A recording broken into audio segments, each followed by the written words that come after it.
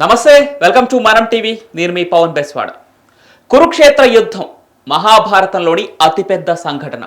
పాండవులు కౌరవులు మధ్య జరిగిన ఈ యుద్ధం ధర్మం అధర్మం మధ్య జరిగిన గొప్ప పోరాటంగా చరిత్రలో నిలిచిపోయింది. ఎన్నో రాజ్యాలు ఈ యుద్ధంలో పాల్గొన్నాయి. లక్షలాది మంది యోధులు ఈ ప్రాణాలు కోల్పోయారు. చివరకు శ్రీకృష్ణుని మార్గదర్శకంలో పాండవులు విజయం సాధించారు. మరి కురుక్షేత్ర యుద్ధం తర్వాత ఆ పాండవులు ఏమయ్యారు, స్వర్గానికి ఎలా చేరుకున్నారనేది ఈ వీడియోలో తెలుసుకుందాం. పాండవులు కౌరవుల మధ్య 18 రోజుల పాటు జరిగిన కురుక్షేత్ర యుద్ధం అనేక మహాయోధుల ప్రాణాలను బలి తీసుకుంది. చివరికి శ్రీకృష్ణుని వ్యూహతత్వం, భీముని మహాబలంతో, అర్జునుని అద్భుత శౌర్యంతో పాండవులు విజయం సాధించారు. అయితే ఈ విజయం వారికి సంతోషాన్ని ఇవ్వలేదు. కౌరవ వంశం పూర్తిగా నాశనం కావడంతో రాజ్యాల్లో విషాదమే మిగిలింది. ధృతరాష్ట్రుడు, గాంధారి, కుంతి వంటి వృద్ధులు తమ కుమారులను కోల్పోయి దుఃఖంతో మునిగిపోయారు. గాంధారి తన 100 మంది కుమారులను కోల్పోయిన బాధలో శ్రీకృష్ణునిపై శాపం విధించింది.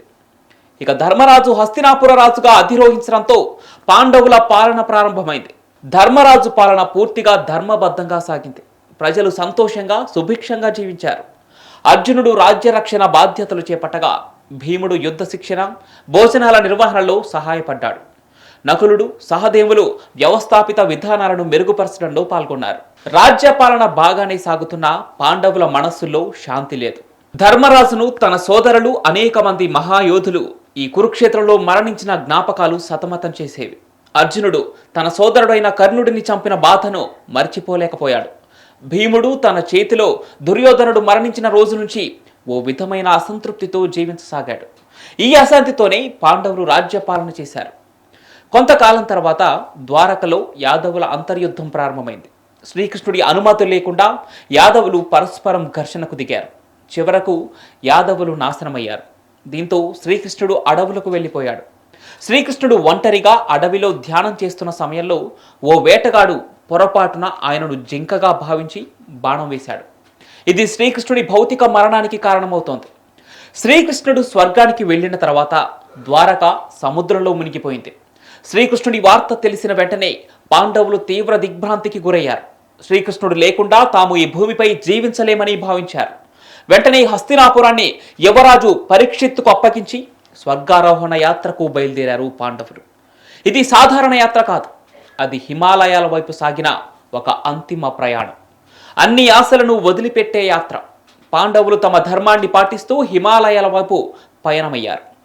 ధర్మరాజు ముందుగా నడుస్తూ ఆయన వెనుక భీముడు, అర్జునుడు, నకులుడు, సహదేవుడు, చివరగా ద్రౌపది సాగారు. వీరితో పాటు ఒక కుక్క కూడా ప్రయాణం చేసింది. మంచు కొండల్లో పెరుగుతున్న చలిని తట్టుకోలేక ద్రౌపది ముందుగా హిమాలయ లోయల్లో పడిపోయింది. కొంత దూరం వెళ్ళాక సహదేవుడు కూడా పడిపోయాడు. ఆ తర్వాత నకులుడు, ఆ తర్వాత అర్జునుడు లోయలో పడిపోయారు. చివరకు భీముడు కూడా పడిపోయాడు. ధర్మరాజు ఒక్కడే మిగిలాడు. ధర్మరాజు వెంట కేవలం కుక్క మాత్రమే ఉంది. హిమాలయ శిఖరాలపైకి సాగుతున్న ఈ ప్రయాణంలో ధర్మరాజు నిలబడకుండా ముందుకు సాగాడు. చివరకు స్వర్గానికి వెళ్ళే సమయం వచ్చింది. ఇంద్రుడు రథంతో వచ్చి, ధర్మరాజా, రథంలో ఎక్కు, స్వర్గానికి వచ్చి రాజ్యాన్ని అనుభవించు అని కోరతాడు. కానీ ధర్మరాజు తన వెంట ఉన్న కుక్కను చూసి, ఈ కుక్క నా వెంట పూర్తిగా ఉంది, దీన్ని వదిలిపెట్టి నేను స్వర్గానికి వెళ్ళలేను అని చెప్తాడు. అప్పుడే ఆ కుక్క తన అసలు రూపాన్ని ప్రదర్శిస్తుంది. కుక్క రూపంలో వచ్చింది యమధర్మరాజు. ధర్మరాజును పరీక్షించడానికి కుక్క రూపంలో వచ్చాడు. చివరకు ధర్మరాజు స్వర్గానికి వెళ్తాడు. కానీ అక్కడ కౌరవులు మాత్రమే ఉన్నారు. కానీ పాండవులు ఎక్కడా కనిపించరు. ఈ దృశ్యం చూసి ధర్మరాజు ఆశ్చర్యపోయాడు. నా సోదరులు, నా భార్య ద్రౌపది ఎక్కడున్నారు అని దేవతలను ప్రశ్నిస్తాడు ధర్మరాజు.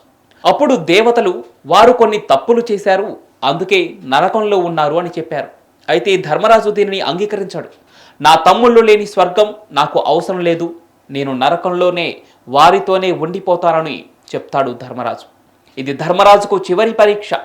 వెంటనే దేవతలు ఆనందంతో, ఇది నీ చివరి పరీక్ష, ఇందులో కూడా నువ్వు నెగ్గావు, నీ ధర్మ పట్టుదల వల్ల నువ్వు స్వర్గానికి అర్హత పొందావు, పాండవులందరూ స్వర్గానికి వస్తారు అని చెప్తారు. ఈ విధంగా పాండవుల ప్రయాణం ముగుస్తుంది. పాండవుల కథ చివరికి ధర్మమే నిలుస్తుంది అనే సందేశాన్ని అందిస్తుంది. జీవితం శాశ్వతం కాదు, ధర్మాన్ని నమ్మిన వారిని చరిత్ర ఎప్పటికీ మరిచిపోదని నిరూపిస్తుంది.